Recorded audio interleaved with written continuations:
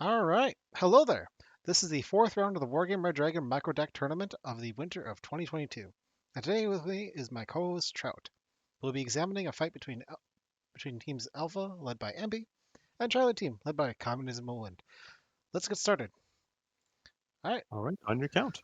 Three, two, one, play. So in this game, to my utter shame, and I am very upset with how I played this game. We decided on a rush early on, and it was supposed to be a tank rush and then a motor rush. And for a tank rush, I did not pull any tanks. So And I pulled just every other asset you would want, but not that. oh, and just to iterate, you are Trout here today is also known as Turbo Comrade. He's pulling in quite a few mortars today and a few other assets. I'm really interested to watch this game from the other side and kind of see how things went with them. They did a really good job spreading out, getting a strong position central on the map. And they just generally played a really nice game. And we put a lot of resources into an early push. And like I say, I did not pull the resources to do that. So bit of Yeah, coordination as well. I know it was interesting that Panda pointed out to me that the map actually ended up rolling an exact same one as they got in their first fight. So they just kind of did like what they, as in their own words, they just kind of did the same thing as they did previously. And this Uh, is an interesting play. You see the napalm bomber here in the early game just causing all sorts of hell. As looks like you're trying to now take a detour, and that's yeah, exactly what napalm was for. It's just to force a detour. it was a very good early napalm for sure.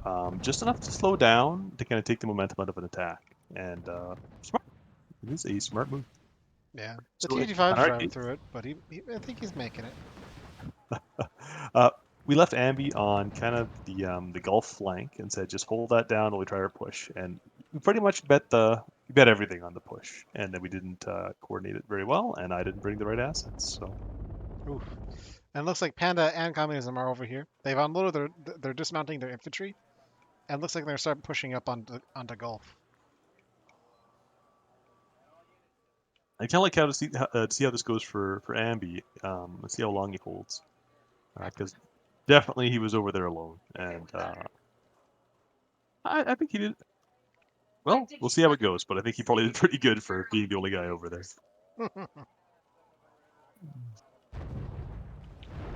Now, if I would have dedicated to more tanks for the push, I think it would have gone a lot better, seeing how thin they are on Foxtrot. Um, that was definitely a tactical short sight. Well, they do have a Conqueror's M ATGM infantry now over there, but they don't have any supplies for it. So, and those T-64Bs are well, they're pretty respectable. They can punch above their weight class by that 20 AP missile that Cobra missile that they got. All right. However, oh, let's see. And the smoke is up. Good idea to smoke the town. But unfortunately, it seems like there's a lot more than town that you would need to smoke. Ah, yes, and this is exactly it. I'm trying to support that assault. I'm trying to kind of move in, get that attention pulled. But unfortunately, the attention is still on Comrade Breach and he and Ooh, and there's no oh smoke for these infantry. Ooh, yeah, that hurts. That hurts, Turbo. it Oof. was a lack of coordination, and that definitely is just it's a recipe for disaster. So, you want to coordinate, you want to communicate. At least the BMP2's there and the T-55 is there to help provide some direct fire support. And ooh, we got the Mi-24 VPs coming in to punish Axiom, and it is doing it well. Axiom pulling on a Buck M1, hoping to try to probably stop these helicopters. Now, interestingly enough, I do think it slowed down their attack on the Gulf, which gave Ambi a little bit more time to set up there. If they would have done an early push on the Gulf, I think they would have been very successful in dislodging us there. Our whole plan was to get their air corridor early on because we didn't have air assets. And good job turning off your Tunguska, by the way. I think I'm getting a bit better at the micro in this game, but there's a lot of things to pay attention to. All right. It looks like Axiom is coming out with the tanks and just punishing infantry for any gaps in the smoke that infantry are not being covered by.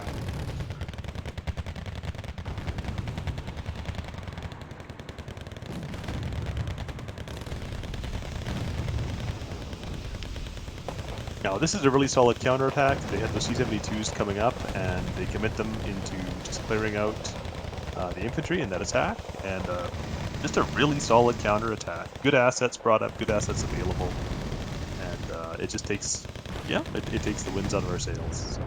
Yep, all the winds out of the sails. Oh.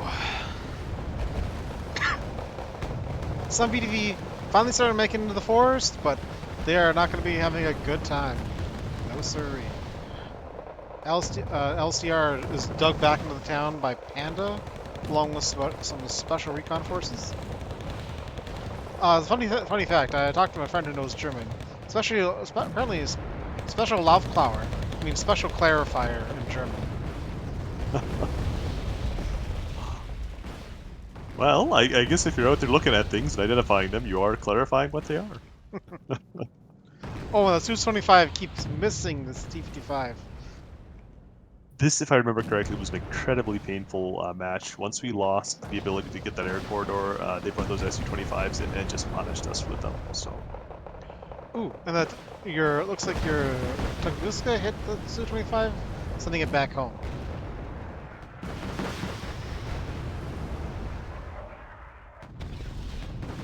At this point, I've finally pulled up my tanks for that tank attack, so... Well, we got a little bit... Never, but just never, actually, at that point. Alright, I'm gonna go check see how Ambe's doing over here. Looks like he doesn't have too much going on, just kind of a little Motostrelki. I mean, I'm not sure if I'd pick Motostrelki regular, 75, but he certainly's got them. And I guess the 5 point shaving off might be worth it in some cases. And he's set up. He's got some recon out. Yeah, it's just setting up a line and trying to get that defensive line. I think it's a hard part for him because he's had fire coming down on his road in from to Gulf there. So he's trying to set up to secure that road. And this is exactly where T-64Bs kind of shine with that missile, because now those T-72Ss are coming in, and while you're in the cover with those T-64Bs, see a single missile from that Cobra was able to deal 2 damage to that T-72S, but those T-64Bs won't be able to hold up in the fight too long. But unfortunately, the T-72Ss seem like they're caught up trying to mow down infantry. All right, now we got the missile flying in, and boom! One missile plows into the 64B, leaving it with about 4 health. But at about this point, you kind of decide it's probably best to pull back, and Axiom's only got 2 more missiles left. Well, let's take a look here. I want to see what we can see and what they can see. So we definitely know where assaults failed. We definitely know they have a heavy presence on Foxtrot, but we don't really see the depth of it at this point. And even over at Charlie, we just don't have the recon up to really see exactly what they've got going on there. Mm-hmm. On their side, they do actually have better recon. They can see a lot of Ambi's assets over on Gulf, and looks like Ambi is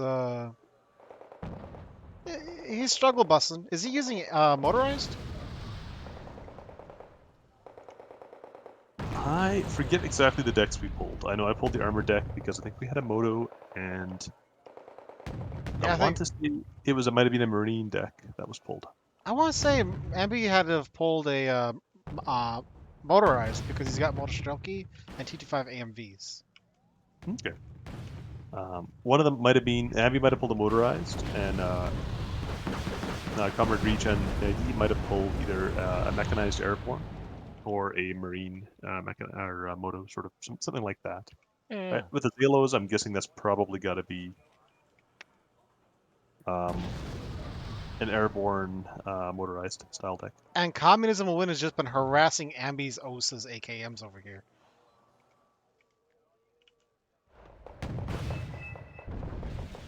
I'm trying to look at where the recon is, and they've done a really good job of getting recon up on Gulf. And those C-64Bs taking out that C-72S. Ooh, and they're going for another one. Oh, and both missiles miss. Alright, Su-25T inbound. Oh, it does No, not like the Tunguska. Turbine failure and down. Oh, you hate to see it. over on Foxtrot, they have excellent recon as well. They've got a backup recon unit, I believe, and they've got those special Luft Clarifier still right up front and still kind of spotting the whole area up there. Yep, and that's exactly what they're supposed to do.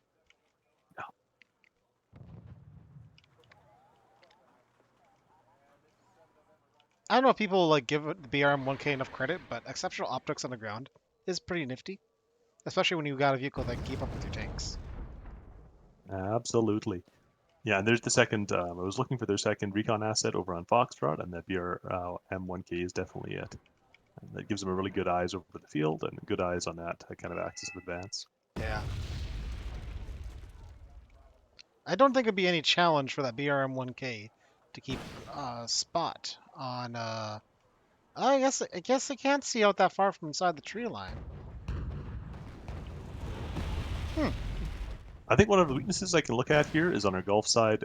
I mean, we don't have a whole lot of recon up, so we can't really see as much what's going on. We do have the KA-32. What are you talking about? You got a Mostrelki with a one-man squad who's doing all the work for recon. I suppose so. That poor This bastard. Igor, he's working very hard out there. Igor, the recon man. Poor So at this Igor. point, I Oh, think we talked about it after the match, and they had a +5, and so for them at this point, it's just writing it out. Uh, they can push if they want to, they can defend if they want to. They really have all the momentum, and it's really up to us to try to push back against them, and it's very hard in this situation. They've set up fairly well.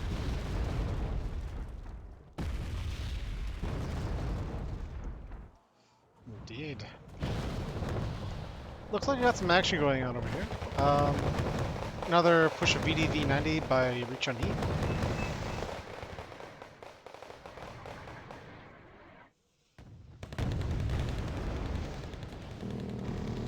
Take a quick look and see what Charlie team had for dead artillery assets at all. A couple Melkas, so they're really relying on their planes for bombing runs and for anti-tank duties. And I mean, that's a good choice. That's a really solid choice for just taking care of what's ever on the ground. So Ooh, and the special Laufklärer seems to be spotting those Skrezhets on the distance.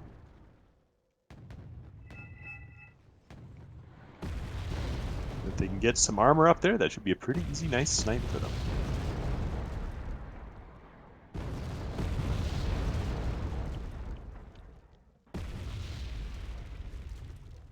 Ah, I see that you're pushing your TG5 up into the tree line after barraging it.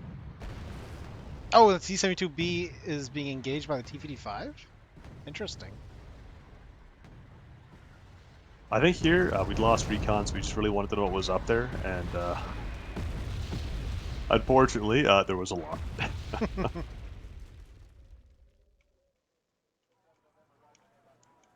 Yeah, after the rushing that much early game, there wasn't really a lot of momentum left when a lot of your units got demolished, for lack of a better term. Uh, That is the term, yes. yes. And at this point, for us, I think we just kind of decided, give it the best fight we can and push back and last as long as we can. That's the best you can hope for. Yeah. Richoni taking out the helicopter with the Mi-24V, and Ambi's moving in, trying to get a flank to hopefully try to move along the side of the map. Gorno Strelki foolishly getting up their position as they get absolutely gunned up by the flock of Mi-24s nearby.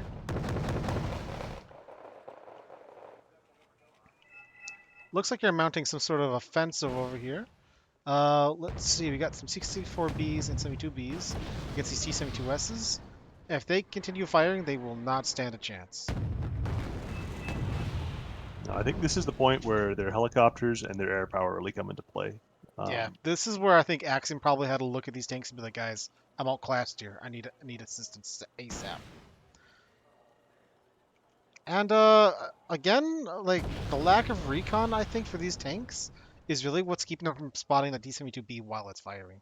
So you have no choice but to fall back at this particular moment.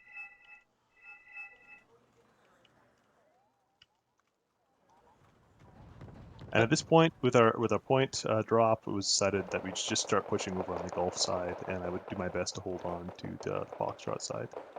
Right on. Comrade Rechan, he does have some assets there, but not a huge amount. So I say not a huge amount. That's a pretty good amount, actually. Looks like Panda's really decided to dig themselves into the town over here, just to really kind of prevent you from making any more aggression into Foxtrot and just seal it off the entire area. At this point, I think Panda and Axiom can say that they've pretty comfortably done the job of stopping whatever offensive that you were trying to mount over here. Because especially once this Oh, town is fully dug back in, it's got supplies to keep the squads up. It's got supplies to keep the guns stocked and the RPGs and all that. we're Um, about some serious pain, and MI-28 is coming up on those T-72Ss, and ooh. deleted momentarily. Oh, and that was a side shot from the Mi-28. Complete devastation. That whole tank line is going to disappear very quickly. Oh, yes. Yes, it will.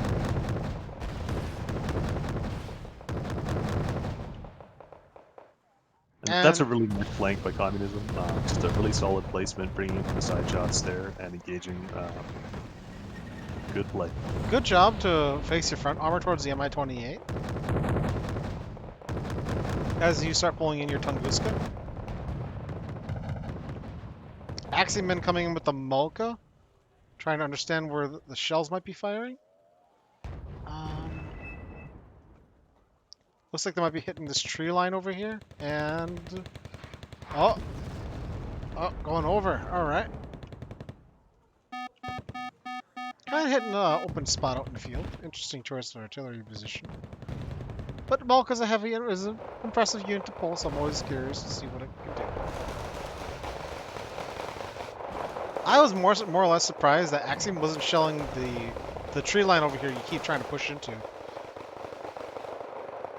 At this point, I think they're probably going to start attacking on Foxtrot, actually.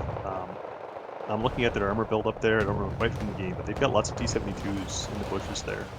And that is a really strong armor position that they developed over on Foxtrot. Yep. And Rechun-hee looking desperate to try to mount an offensive. But these Zalos don't have much fuel left. As the T-64Bs start letting their missiles fly, along with a hilarious OT-64C. And that was it. GG. Those Zalos are out of commission.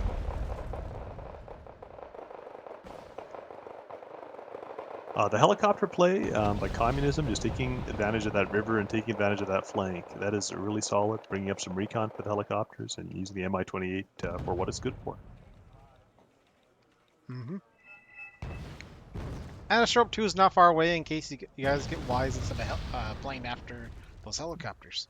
They've got all their ends pretty well capped. Planes? What are those? Unfortunately, after this match, I've been working on some plane play, and it's just, sometimes someone's got to play planes. Oh So yeah. And I feel that communism when it has the playing game pretty comfortably on lockdown in this match. He doesn't seem to have Ambi is not playing air game, and neither are you or Comrade Richani. So Panda is just oh, sorry, I have to say communism when is really just allowed to just kind of dominate the airspace with very little contention in the air. really nice micro as well. That was a nice side shot, so bringing that Su-25 in from the side to get the wide angle over the Hmm. target and just devastating that infantry unit. And that's how you do it. That's how you do it. Really, really solid micro on them. Do you? I know that now. Mm. Looks like he started wising up and started shelling the whole town just repeatedly a little more, but there's just no longer the volume that you had when you began. To be quite frank as well, at this point, I mean, I should have pulled back quite a bit sooner. I don't have a line there, so I mean, I'm just waiting for those Tunchas to get wiped out. T-72S is coming back into the fray. And my 28 somewhere, thinking around somewhere. Didn't you learn your lesson the first time, old man? All right, so we got Oh, I Su-25s don't coming think. in.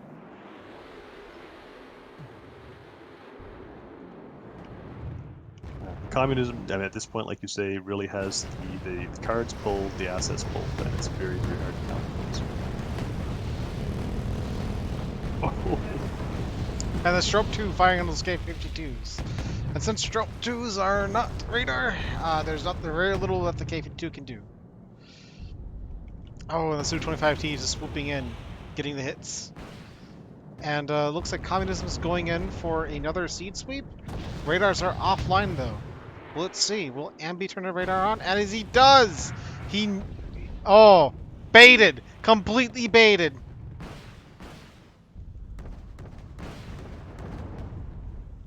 Oh, all those missiles are just missing this 25T. Absolutely. Look at this Chad. Oh, he takes a hit, but he's still going home. Comrade, looks like Colleen is going in for another seed sweep. We shall see. A lot more cautious this time. A lot more cautious this time as he evacs. And I will say, I mean, they've played it very, very conservative. They know they've got the point lead, and they've just sat on it. And that's really all you've got to do is set up a good defensive and sit on it, and then wait the game out. Yep, if you the conquest, that's the way it's played. If you've got the majority of territories, you don't need the initiative to keep pressing your attacks. It's on the side of the team that isn't having the most territories capped to mount an offensive if they want to regain territory, and Their that is the flow of conquest. Absolutely their early push into Delta, I believe it was, with a helo drop, And even very, into very Charlie even. They Ambi only went as far as Gulf, but they went all the way to Delta Charlie set their front line, yeah. just declaring this area theirs. And there isn't really like as much of a valid argument because if you go back to the first match, you'll see that they were playing from your side and they went as far as Alpha Delta before what do you say? Comrade got down and Opfel realized that that territory is just now being aggressively claimed. Kind of as a retrospectively, we chose to do a very aggressive attack on a very narrow flank into Foxtrot, but there isn't a lot of room for maneuver, and there isn't a lot of room to really set up a good attack. And once they had the defense set up there, I mean, it was up to us to take the initiative again, and we just didn't have the steam or the assets to do so. Yeah. And this map really does favor heliborne rushes in the beginning. If you don't take Delta in the beginning, at least, um, or you're not fighting over Delta on both sides, Delta's kind of a deciding factor in this map.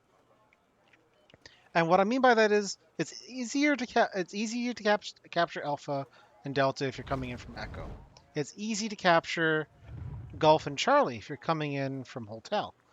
But going beyond that is a risk, but is a risk that can pay off. There we go, and that's a match. Yeah. Oh, that KDR trout. Oh, Yep. 1-2. Oh, it's Well, okay. yeah. It's all Yep. right. Well, I mean, Ambi definitely fed a lot more, unfortunately. Um, but no, props to communism and everybody on the team. They all claimed territory while not suffering any huge losses. It was a pretty swift, decisive map, all things considered. I think it says a lot for just setting up a really good front line, making sure that you take initiative early in the game and just rebuilding and building that line. And then once you've got that line, defending it and using the assets to just wipe out anything that attacks it. And they did a fantastic job doing that. Hmm. Um, and yeah, it uh, it was a little bit painful, but it was a good game, and there was lots to be learned. So Indeed. Well, all right. Well, thank you for tuning in, everyone, and we will see you for the next match. Have a good one.